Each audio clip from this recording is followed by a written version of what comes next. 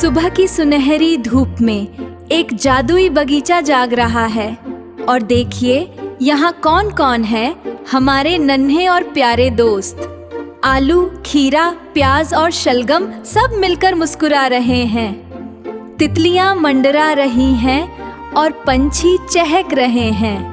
क्या बात है, आज का दिन कितना सुंदर है।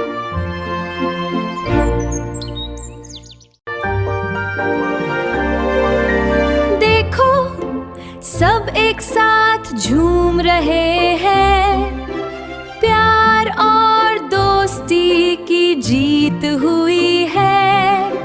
हंसी, नाच और खुशियों की बौछार।